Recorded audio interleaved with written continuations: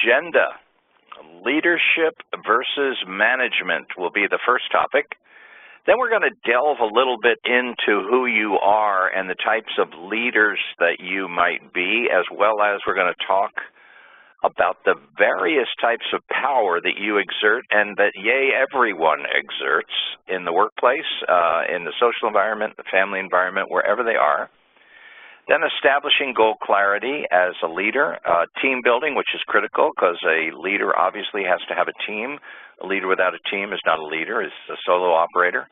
And then your behavior counts, and we'll delve deeply into some of the behavior critical for your success. And then communication, which I believe is one of the most important or the core competency that you need to have. And then measuring the right things, measure, measure, measure, and how important measurement is. So, leadership versus management, and what type of leader are you? There are various points of view on leadership and on management. There are lots of crossover between the two. A manager can be a leader has to be a manager as well as a leader. But what's the primary difference? The primary difference of leadership versus management is that in leadership, you have a vision. You have a bigger world view. You have a macro view of the world, of your organization, of your industry, and you're initiating ideas, strategies, and when you're in management, you're initiating also ideas and strategies, but your primary focus is tactics. So the big difference is the leader's point of view. The leader is looking at the big picture and more at strategies that interface with the whole world and your competition and your industry and your environment. And the manager is more focused on controlling the tactics. It's a little bit like, if you think in war terms, it's a little bit like a war room, and the leaders are in the war room strategizing, thinking about where to go with the troops and what methodologies to use, air, sea, or land, etc. And the manager is the company commander or the person on the ground that's leading the troops that is involved with the tactics and implementing the strategy that comes from the leadership. So as a leader, you have to realize that you're looking not only at yourself, but you're looking at the impact that you have on everybody around you. Now, for years and years, I taught a course called Dynamics of Personal Leadership. And you need to be a leader of yourself, which is a little different than being a leader of an organization. You have to manage yourself as well, but you also have to be the leader of yourself. In other words, you have to see how do you personally interface in the big picture and how do you lead. Now, I've known many professors, having been in the academic world quite a bit, and there's one that I want to mention especially. His name is Paul Hersey. He's no longer with us. He was teaching at Ohio State, PhD. He was teaching at Ohio State, and he came up with this interesting idea that ultimately became situational management. One of his students was a fellow that came in and wanted to audit his class because it was the big rage on campus. And the student was a fellow by the name of Ken Blanchard. And Ken Blanchard, you may have heard about. He wrote The 1 Minute Manager. He wrote Raving Fans. He's written several books. He works with his wife, Marjorie. They live down south by San Diego from where I live. And Paul Hersey lived right across the way in Escondido in the same area. And over the years, they established a little bit of rivalry. So the student took on the teacher. Well, Paul Hersey was the teacher. He was the person that came up with the initial ideas on situational leadership. And then, what's his name? Blanchard came up afterward and has done a bigger job in the U.S. than Hersey, but Hersey has a very significant global footprint in Asia and Europe, all over the world. Much bigger than, I think bigger than, it doesn't matter who's bigger. so they both were involved with it. But what Hersey used to say is that leadership is all about influence, is all leadership really is influence. And I agree with that. Because if you think about it, a gang can be organized and led by a person that has influence. They're the leader. The government can be led by a person that has influence. They might be the president or the mayor or the board of supervisors or a senator or whatever their position might be. And in an organization, you can have influence whether you're the president, the chairman of the board, or whether you're the secretary and the receptionist and the clerk and the warehouseman. Any place within the spectrum, you do have elements of personal leadership that have to be exhibited, where you're taking control of the vision and the influence that you have as a person. And you also have the same thing with the people that you work with. You influence them. So leadership is the big picture, the strategic view, and all about influence. Management is more tactical, implementation, mechanical, if you will, and sticking to the more immediate tasks at hand. So there's a fine line between leadership versus management, and a lot of people blend the two together, and I think in reality the two do blend together a lot, but that's for the purposes of what we're talking about today, the biggest difference. The point of view, the vision, the strategy, and getting things done. So we're calling this Strategies for Effective Leadership, right? So let's talk about you and what type of leader you are. This is very personal. This is about you. This is where you're examining yourself.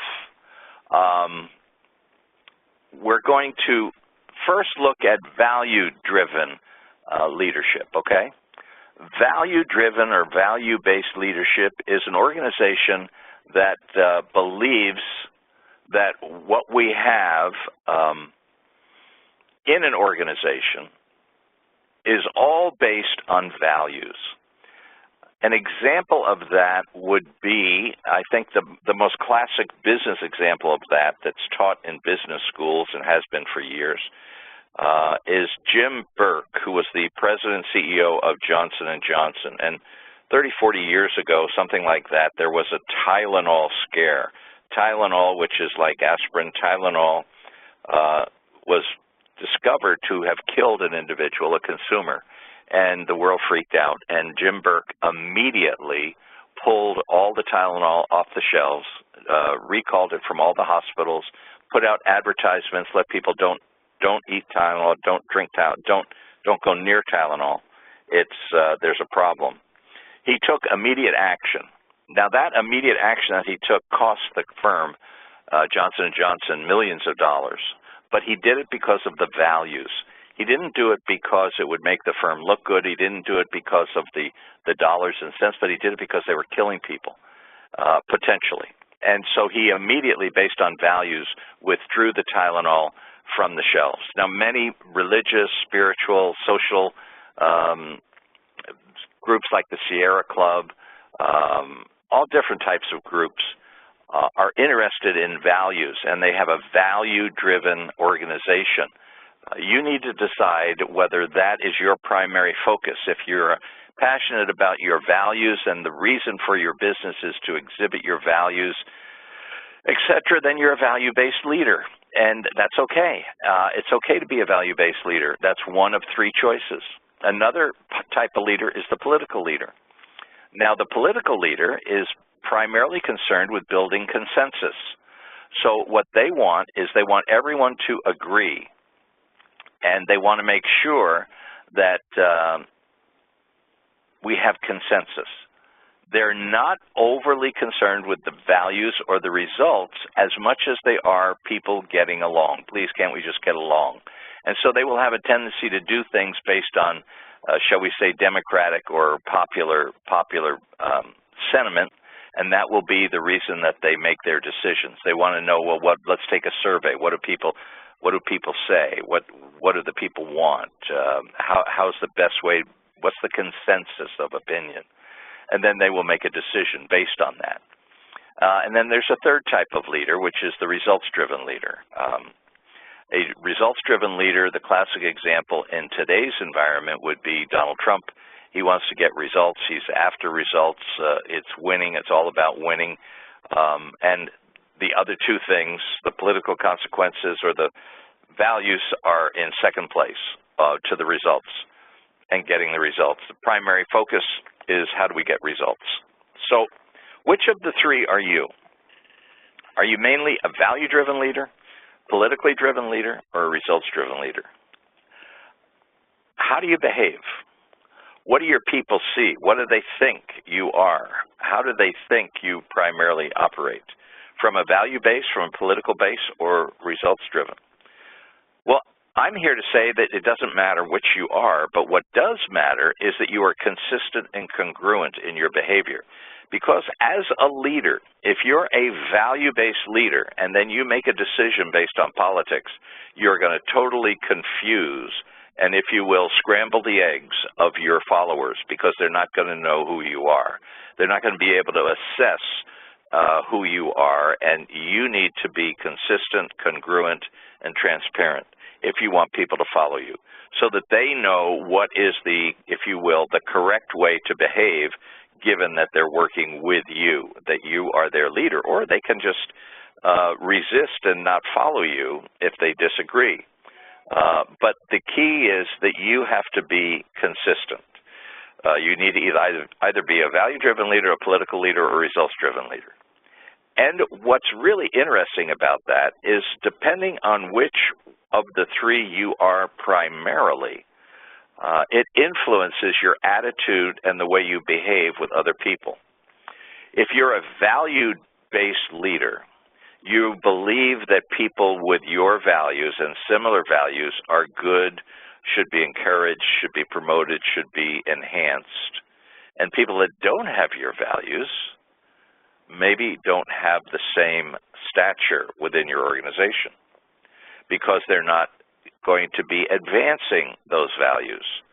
By the same token, if you're a politically oriented leader, you don't want someone who's a curmudgeon, or someone that is a contrarian, or someone that doesn't agree with you. They've got to play by the rules of the group, and they have to submit themselves to the group in order to make it a politically functioning, good environment.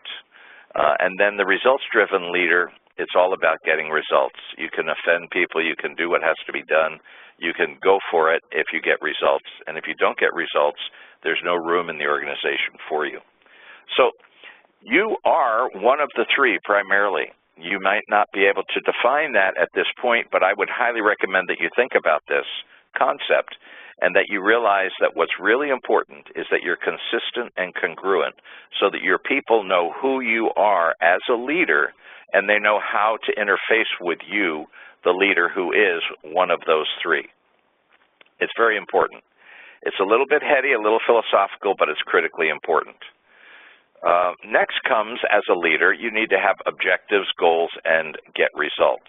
No matter whether you're political, value-based, or results-oriented, ultimately there have to be some kind of results. Those results might be that everybody, think of a political leader now with tongue-in-cheek, everybody sings Kumbaya together, and that's the results that you want, but you have a clearly defined goal or objective. And so what's the difference between an objective and a goal?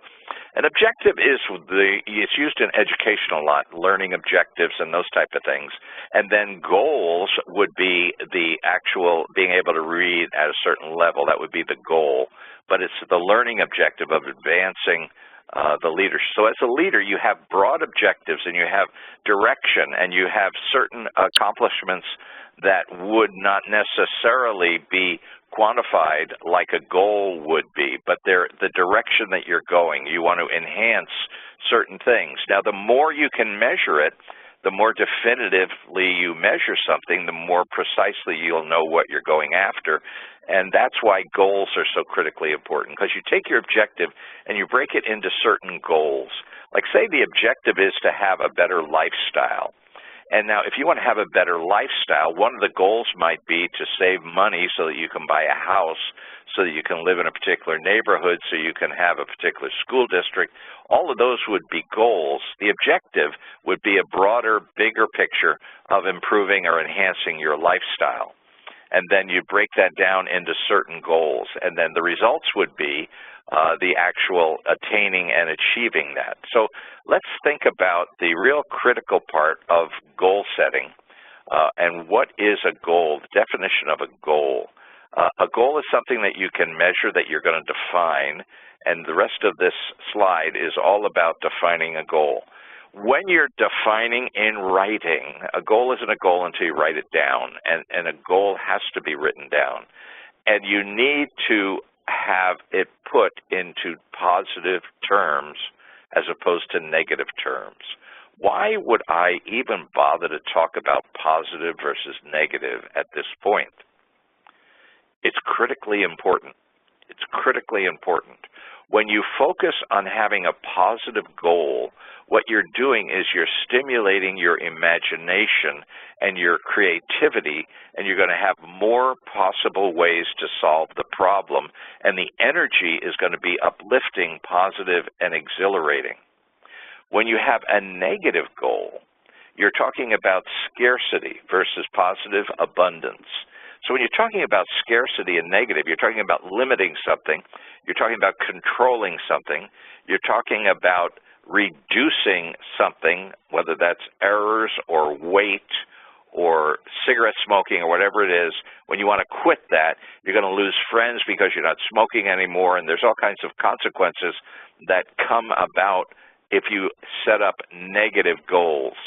You can achieve the same objective by creating positive goals. In fact, a much better objective when you create positive goals, because now you're stimulating imagination, excitement, and creativity. With a negative goal, you're focusing mostly on scarcity and you're focusing on discipline. It's a whole different orientation. I highly recommend you convert all of your goals into a positive definition of the goal. And then it must be written down. Why written? The process of writing helps you define things. It also engages more of your senses, your tactile sense, your thinking, you're massaging it back and forth and trying to craft exactly how you want to do it. You cross out something, add a new word, put in a... It's like editing. It's like editing a speech, or it's like editing a book, or editing a goal. You want to have it written and you want to edit it. And then you want to look for these particular attributes, S-S-M-A-R-T-T. The first S stands for self, S-E-L-F. A goal where you don't see what's in it for yourself is not going to be as motivating as a goal that is for others. Your boss might have ideas about what they want to do, and you as a leader within the organization need to be able to identify how you relate, what's in it for you, how you're going to be measured, what it's going to do to your reputation, to your stature, to your team, to your people, to your life.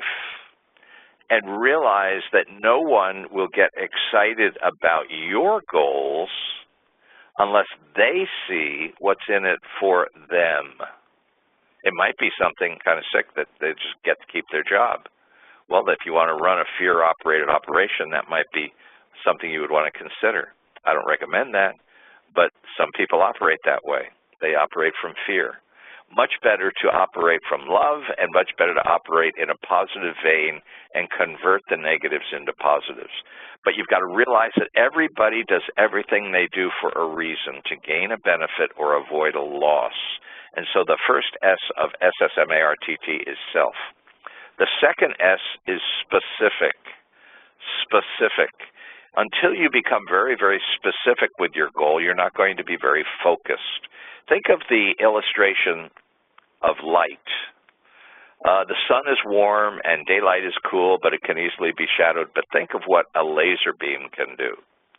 A laser beam you can control, you can manage, you can focus it, you can cut things with a laser beam, you can shoot things out of the sky with a laser beam, you can see precisely what you're looking at, you can point at particular things. A laser is light, just like ambient light or light bulbs, but a laser is so much more intense and focused. You need to be specific.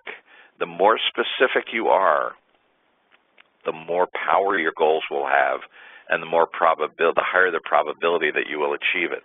The M stands for measurable. Your goal must be measurable, self-specific, measurable. When you can't measure it, you can't manage it. Measurement is critically important. That means there have to be numbers, whether that's repetitions, pounds, dollars, frequency.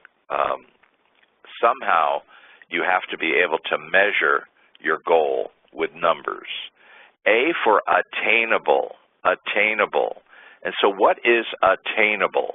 Attainable is, what do you really believe you can achieve? Do you believe it is attainable? Do you have what it takes to accomplish this, and is it in the realm of your reality? See, if you, whether overtly or in a sense, covertly or intuitively, don't believe that something is attainable, it's not. And if you believe it is, then it will be. But see, if you're not, assuming you're not crazy, your beliefs are based on past experience and what your knowledge and life has been all about. I'll give you an illustration. I was a fighter pilot. I flew 208 combat missions in fighters. I've flown all over the world at high speeds and done all that stuff. I'm very comfortable in an airplane. Now, if you happen to never have flown or never have flown a fighter, maybe you've flown a putt-putt, a little, light airplane. But if you've never flown a fighter, you're not going to believe as easily what's attainable with an airplane as I am, because I have had more experience. And now there are a myriad of ways that you have attained things in your past that give you the self-confidence and the belief that you can do something in the future. I was watching one of these talent shows on dance last night, and was watching some of the maneuvers. I call them maneuvers. That's an airplane talk thing. Some of the ways they controlled their body and some of the things they did, their extension and their flips and their balance, it's just, I can't even, at my age, I'm a grandpa now, I can't even imagine myself doing some of those things. I'd hurt myself. So to me, it's not attainable. I don't believe it. So you have to have attainability. And that's why it's so important that you measure your results, because based on what you measure and what you know you can do, it influences what you believe is attainable in the future. R, SSMA, R. The R stands for resources. You need to have the resources that are realistic. So that means that you define the goal and you identify those resources that are necessary. Those things typically are the time, the money, the knowledge, the expertise, the connections, all the different resources that are necessary to make your goal realistic. R stands for realistic resources, okay? T, tangible, SSMART, tangible. Your goals need to be tangible. That means you have to take those intangible, philosophical, soft, gushy goals and put them into something tangible, especially as a leader. When you want to have other people follow your lead, you need to be able to give them a hook to hang their hat on, so to speak. Let me give you an illustration. Let's say we want to have a more gregarious sales organization or become more gregarious ourselves. How do you make that tangible? You want to be a friendlier person. Well, you set a specific goal that's realistic, measurable, etc., of saying hello to 3 people that you don't know today. Hi, hello, hello. And then the next step would be, after you've accomplished that and you've done that several days in a row, people are going to start noticing, gee, they're kind of friendly. Then you might start an actual conversation and ask them a question. Hi, how are you today? What's happening in your life? Or what's new and exciting in your life? Or what? And so you're gradually getting more and more gregarious. But you have specific questions that you're asking. Initially, it's going to be a little mechanical, but then because you're making it tangible, you'll get better and better and better at it. And then the last T is target date. A goal without a target date or a deadline is a wish, a dream. It's not a goal at all. So you need to have that target date. And then, after you get that written out, remember we're writing these goals out and you're measuring against this matrix of SSMARTT. Now you need to convert those goals into spreadsheets versus charts and graphs. I say use charts and graphs. Very, very easy, especially for those of you that are computer literate, to just put it on your smartphone or do some kind of a graphic on your phone that you use and you can monitor it with. But I recommend that you think about getting that graphic off of your phone, out of your computer, and get it up on the wall where you see it on where you just can't avoid it, where you see it on a regular basis, and where other people can see it. Because when you share your goals with other people, if you're a leader, you want to be sharing your goals with other people. You want to have something that you can point to and say, this is where we are, this is where we were, and this is where we're going. And you literally can take your finger and put it on the chart, on the wall, and get it involves a whole nother level of the senses, the physical senses, the mental senses, the tactile senses, touching something, and in the engagement of other people when you're pointing to something on the wall, a graph or a chart. Ideally, everybody in your organization should measure their key function indicators or their KPI, key performance indicators, or key function indicators. Those vital things that they have to get done should be measured on a regular basis, daily, or ideally it's a daily thing, and it should be on a chart on the wall. When you get your whole organization going that way, you will be amazed at how much you will accomplish, the accountability and the excitement that you will generate. Let's talk about power. Let's talk about power, because in reality I said 90 minutes, but we're only going for 60. I was wrong. That's why I mentioned it, and so we've got about 25 minutes to go. Power. Power comes in basically two forms, either personal power or positional power. You'll notice there's 7 different types of power that we're going to talk about, and right in the middle is position or legitimate power, which is your title. Maybe you're vice president of XYZ, or you're president, or maybe you're the manager, or maybe you're the father with the name, whatever it is, the mother, whatever your position is. Your position gives you legitimate power based on your title. And so we are all something, and we all have a title, even if it's a member of the human race. Okay, so we have a position and a legitimate title. But then we also have various forms of personal power and positional power. And what's amazing is most people think that they don't have all of this power, but they do. They do. Everybody has power in different amounts. So let's look at the bottom and we'll work to the top. Based on your position, you can have reward power, connection power, or coercive power. That should be coercive power. Coercive power, the bottom one, okay? Coercive power is the ability to manipulate or to influence someone because you have something over them. It could be you have the power to fire. It could be that you have the power to give them time off. It could be that you have power to tell someone about their errors. Coercive power is a rotten thing. It's an evil thing. It's even spelled wrong, right? So coercive power is a form of power, and it's based upon your position. Additional power is what's called connection power. Maybe you know the boss real well. There's a story in the news right now about a lady Omarosa, who was in the White House, she was there primarily because of her connection power. Having been on The Apprentice with Donald Trump, she knew him and got her job, it's pretty obvious, because of her connection to the president. Not because of any of these other things necessarily, but because of a connection. And I don't even have to talk to you about why connection power can be evil. It can also be positive. But connection power is basically, who do you know? And how do you know them? You might be married to them. You might know them from college. You might have been in the same fraternity. You might be of the same faith. You might be from the same neighborhood. They might be your neighbor. Whatever it is, there's ways that we have connections with other people. And those give you a certain amount of power, those connections, or the lack of connections.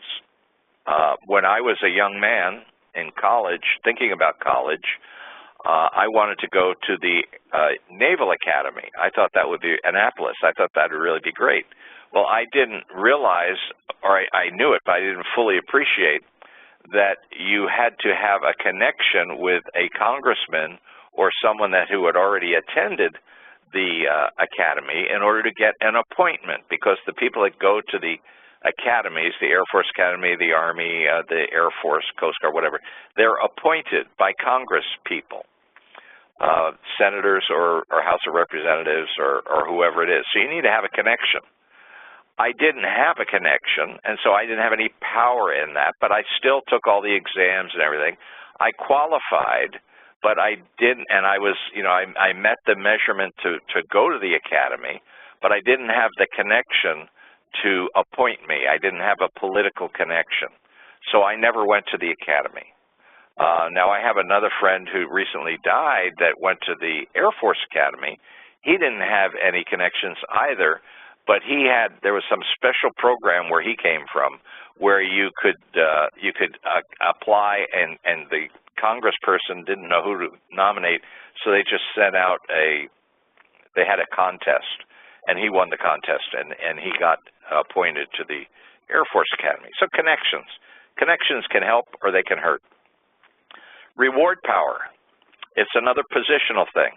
Maybe you're the person in charge of parking assignments. You're not really that high in the organization, but because you are the person in charge of parking slots, you have a lot of power with a lot of people within the organization because you determine where they can park, whether they can park indoors or outdoors or close to the office or at the back end of the office lot. You know what I mean? There are many different ways that we can reward other people. Access is something that a secretary or an assistant has power in, whether they give access to someone else, just like trying to make a phone call to get to the boss. If the phone calls go through someone else, that other person has power to allow you in or not allow you in. It's a form of power. And then let's look at the more exciting ones, or the ones that are more, shall we say, more noble. They are information expert and referent.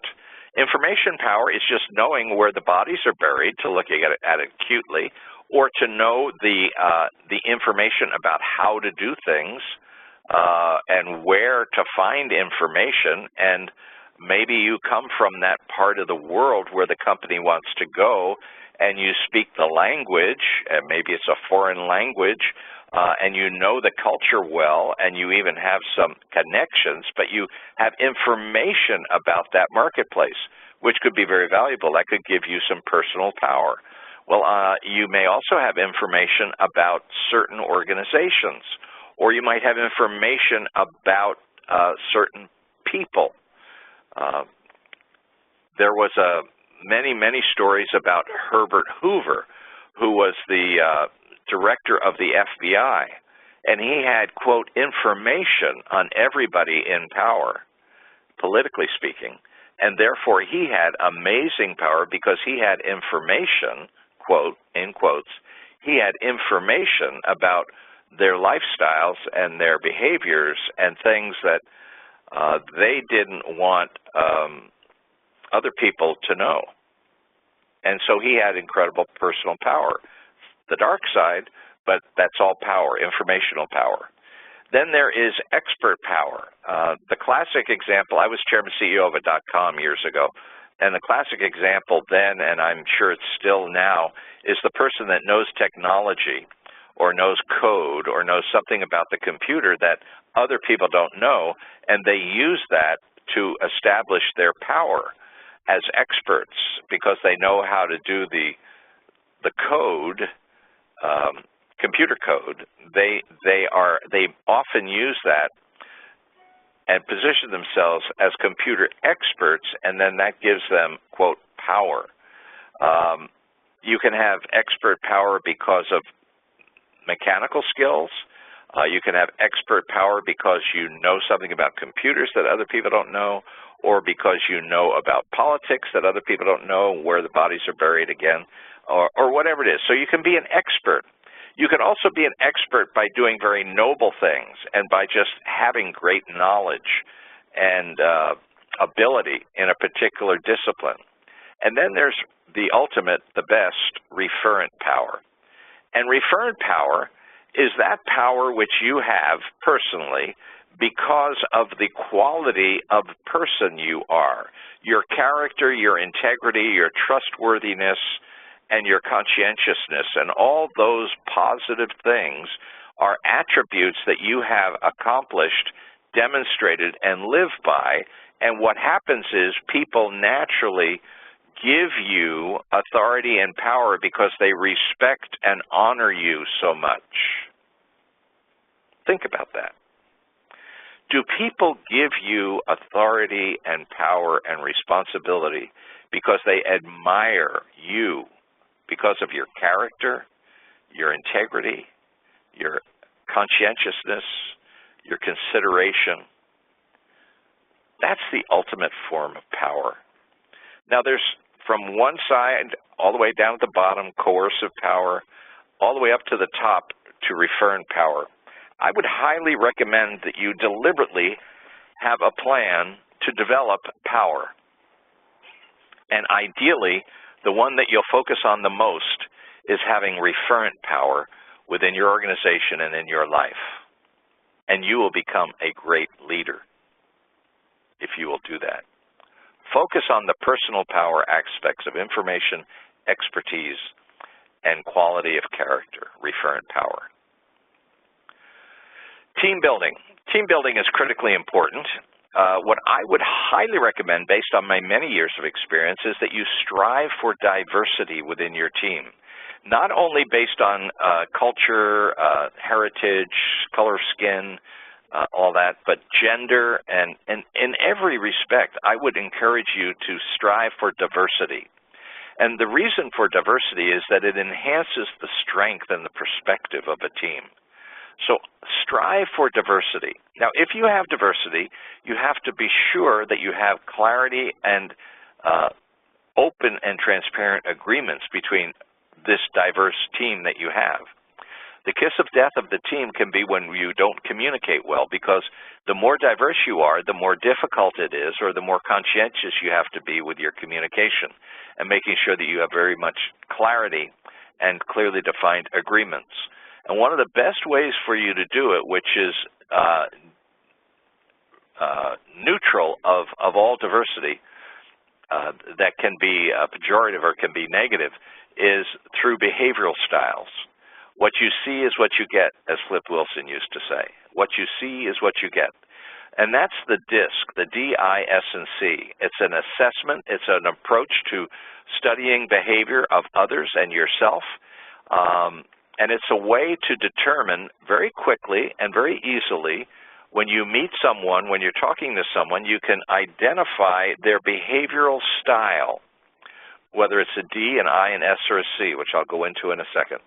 Whether it's a D, an I, an S, or C, and based on their behavioral style, you can very quickly define what is their goal and what are their fears.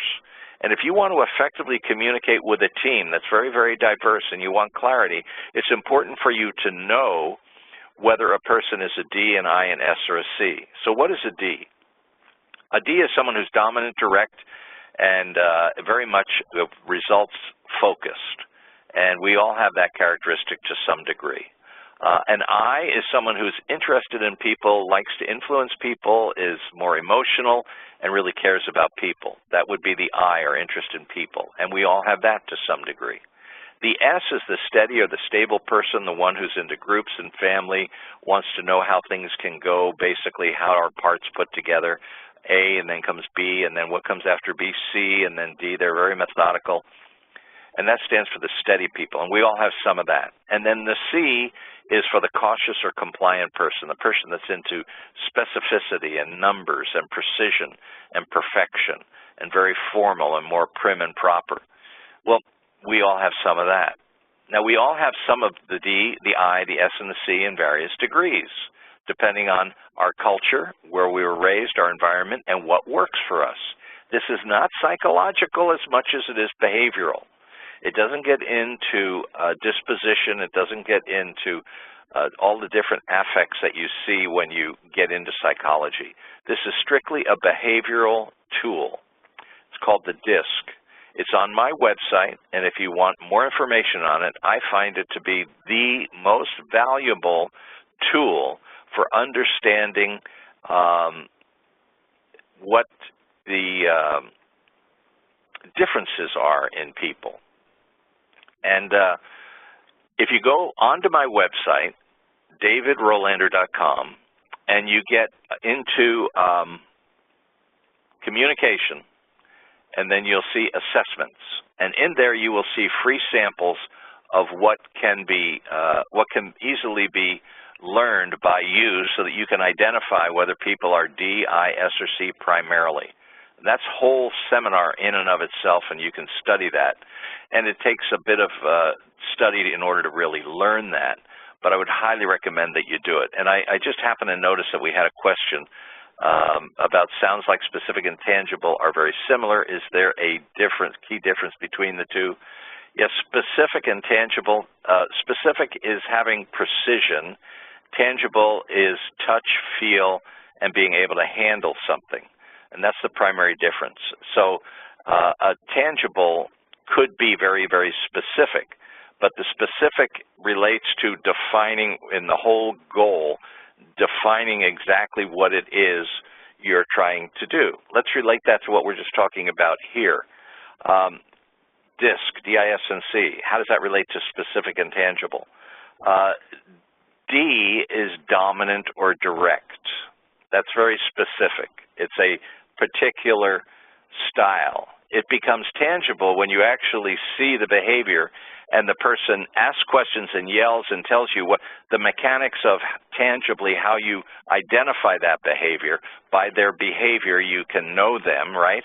But the specific relates to either the specific behavior or the specific characteristic of the person. Let's say they're primarily a D, or what's called a high D. Now, you have to study this. There's no way in this quick seminar of 60 minutes that we can get into much depth on this. I do seminars on it, and there's a lot in my books about the DISC and about all of this stuff. In fact, in case you didn't know, I've got 2 books, The CEO Code, which is a bestseller. We've got a whole bunch on all of this stuff that we're talking about, as well as another book that I have called Idiot's Guide to Management Skills. I would highly recommend both of them if you're interested in these topics, because we're just glossing over the surface. So behavioral styles, I highly recommend you learn about. There's nothing more valuable, in my view, there's nothing more valuable than becoming a master of behavioral styles when it comes to relationships in the family, with children, with coworkers, and leadership. It's incredibly valuable. Go on my website, study it. It's free. If you want, you can take the instrument for $40 or $50. And that gives you a 52-page printout of exactly what we're talking about here. Then motivation in team building. Motivation comes next. Inclusion, appreciation, and accountability are all critically important. How do you include people? You include people by calling them by name, by talking to them directly, by having them contribute, by having them participate in the leadership of a team, by having them have a critically important, noticed, and called out position. When you call them out and include them to maybe teach something to the group or whatever, when they do a good job, you show your appreciation by the most important way to show appreciation is to say thank you. Simply just say thank you. I really appreciate it. And then there's a myriad of other ways. In fact, the whole last chapter in the CEO Code is about rewards and how to show people appreciation. And then accountability. With a team, you have to have accountability. You have to have measurements of performance, of attendance, of participation, everything from the courtesy of how you interface in a meeting and whether or not you're on time, whether you start on time, end on time. All of those things come into accountability of a team. Attitude indicators. When you're running a team and you're working with people, it's very, very important that you become aware of them and their attitudes. And so the way you can identify attitude indicators or identify whether a person is on board, is committed, is gung-ho, as they say in the military, is really with you on the team, is by watching the way they treat and deal with time, people, and events. Time, they come early. They stay late. They have the time to focus on the topic. They put in the time. When a person comes late, leaves early, doesn't have time to really focus on the project, it's an indication their attitude is slipping. The way they treat people. They listen to people, they give people, they honor people with their attention, they look at people, they listen to people, they're polite to people, they're courteous to people. When they respect other people and the way that they behave and interface with those other people, it's an indicator that they're part of the team and they like the team. If they're short, if they don't have time for people, if they're crude or rude or sarcastic, they probably are treating people that way because they're not a team player. And then events. Do they go out of their way to help with events? Do they take that extra time? Do they encourage events? Are they one of these people that come to the meeting late, leave early, and don't have time for the party or for the celebration afterward? Well, they're not really part of the team. Emotionally, they're not in it. They're not in the game. And so if you just watch people, the way they treat time, the way they treat other people, and the way they treat the events that you're talking about as a team, you will be able to identify those that are really part of the team and those that are not. You're always striving for effectiveness versus efficiency. And I'm sure that you know the difference. The effectiveness means you're doing the right things, and efficiency means you're doing things right. So you're very efficient. You're getting things done in a very, very quick, competent, precise way. However, you're doing the wrong things. Well, then you're not effective. You might be very efficient, but you're not very effective. So you want to focus on what's really important. What is effective behavior, and what is it you have to measure in order to get an effective result as a leader within that team? So you as the leader have to really understand that you're leading, managing, just like an orchestra director, you're managing all of these disparate people. You need to understand their behavioral style, you need to understand their motivation, and share inclusion, appreciation, and accountability, and hold them accountable. You need to look at the attitude indicators of your people, because attitude is the most important ingredient of your team. And so that relates to the way they treat time, people, and events. Because they might be an expert in a particular thing, but if they've got stinking thinking, as Zig Ziglar used to say, or if they've got a negative attitude, they're going to be a cancer on the team. You can't have people with a bad attitude on the team. It'll ruin your team. It'll ruin your organization. Attitude is number one. And then they have to be doing the right things, or those things that are effective. And they will develop efficiency as they keep working at it. Delegation is another critically important thing as a leader that you need to master. There's a whole bunch of practical information on delegation in both of my books, The CEO Code and Idiot's Guides, Management Skills. But briefly, this is the essence of it. You need to have a formula. First, let's talk about the what and the why. You do not delegate to get rid of unpleasant tasks. You do not delegate and call dumping delegation by taking junk, stuff that doesn't need to be done, and delegate. That's not delegation. That's lousy leadership behavior. It's ignorant. You want to delegate those things that are important, and the reason you want to delegate important things is because you want to grow your people while you grow your organization. The easiest and best way to grow your people and your organization is to strategically delegate important things and help them understand, going back to goals, the S, what's in it for them, the first S, self. How are they going to grow and learn because of this delegation that you're asking them to do? If you're asking them to, just mop the floor because it's dirty,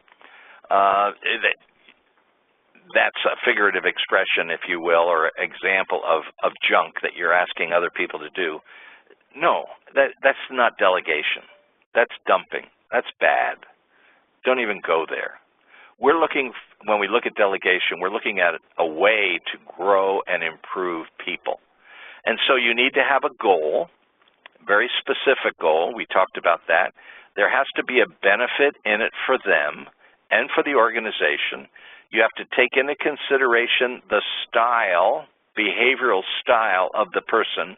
Are they a D, an I, an S, or a C? And depending on their style, that determines the language you use and how you explain what it is you want done. With a D, you need to be direct and to the point and right on. With a C, you've got to be very precise, very accurate. With an I, they have to see what's the charm and going to be involved. And then with an S, you need to be very, very methodical because they're going to be looking at things A, B, C, D, E, right? Timing has to be right for them and for you. You don't just delegate because you have to delegate. You have to look for the right person, the right time. If they're about ready to leave the office, don't delegate to them. If they're in some kind of a crisis, don't delegate to them. And then you've got to look for the attitude. It goes back to the time, the way people treat their time, their people, and events. Give it to people with a positive, upbeat attitude. Those are the people that will not only get excited, but they will volunteer. And then you have to have a follow-up system. Follow-up meaning that after you delegate something, you don't forget it. You mark on your calendar right then, in 2 weeks, I'm going to check with Joe or Sally about how XYZ is going and see if I can do anything to help them if they've come upon any roadblocks. And then in 4 weeks, you're going to do this. And you put it on your calendar so that you check with them. You say, hey, Sally, I just want to call and see how is that project coming. Are you making progress? Do you have any roadblocks? Is there anything I can do to help you? And you follow up, follow up, follow up. It's critically important. So you can remember all that with that little acronym, GB STAFF, the goal, the benefit, the style of the person, is the timing right, do you have the right attitude, do they have the right attitude, and what's the follow-up procedure? Delegation is critically important for you as a leader if you want to become a better leader. And then communication is an art form. Communication is an art. It's a beautiful, beautiful thing, but it's not enough to have talent. You must have trust, respect, understanding, empathy, and resolution. Now, normally when we talk about communication, we talk about broadcasting or talking, but listening is the most important part of effective communication. And when you're listening, you're, if you will, really paying attention fully, completely, with all of your senses to the other person. That's the most important part of communication. And then in addition to that, you need to have these 5 elements: trust, respect, you for them, them for you, understanding, and by that we mean understanding people, fully appreciating their motivation, their goals, their values, and why they're doing what it is they're doing. You need to express empathy, and then ultimately you have to have resolution, which means you come to conclusion. You have a resolution. You come to conclusion. Now, if you'd like to study these 5 attributes more, get the CEO Code. Chapter 1 is all about trust. Chapter 2 is called respect. Chapter 3 is understanding. Chapter 4 is empathy, and Chapter 5 in the CEO code is resolution. At the end of each chapter, there are 7 questions that are asked, and the most important part of the book is to answer those 7 questions to see exactly what it is you have to do to have a trusting relationship and for people to trust you, for you to show respect and to earn respect so that you really understand people. And then what's the difference between sympathy and empathy? There's a huge difference. You need to be empathetic, not sympathetic. And then resolution, how do you come to conclusion? Very, very important. Communication is the oil that keeps the machine running. You need to be a student of effective communication. And then when you're developing your plan as a leader, you very simply need to realize the basic 4. Your job as a CEO, the majority of your time, as the triangle upside down shows, is spent in planning and communicating. The minimum amount of time is in managing and executing. But as a clerk or as a beginning person within an organization, the majority of your time is in executing, and then maybe in time you'll become a supervisor or a manager, and you'll spend more time interfacing with other people in the direction that they're doing tactically. But just remember that if you want to be a leader, it goes right back to the beginning of what we talked about. If you want to be a leader, you have to have the vision, the leadership, and see the big picture, the macro picture, and that involves a lot of planning. Then you have to effectively communicate those plans to all of your people and all of your managers. Those are the 2 most important ingredients that differentiate a manager from a leader, from a practical behavioral point of view. The leader is much more involved in planning and communicating than a manager. And so these 4 elements, I would highly recommend you evaluate your behavior in those 4 areas and realize, as a leader, planning is number 1. Communication is number 2. And then 3 and 4 are managing and executing. Measure, measure, measure. The most important afterthought is to measure your vision and values versus the company's. Are you on track? Realize that minutes, hours, days, weeks, and months ultimately add up to your whole life. So you have to really watch your behavior and measure yourself on a regular basis, ideally daily measurement. And as Peter Drucker says, we can't predict the future, but the best way is to shape it. So work at shaping the future. Now, if you have time to really do all this, which you have to find the time to do this is called planning, what I would recommend you do is you look at these next 4 things very, very critically. What is it that you want to be? What do you want to do?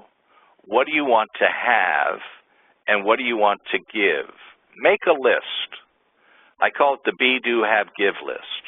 What do you want to be in your life? What do you want to do? What do you want to have? What do you want to give?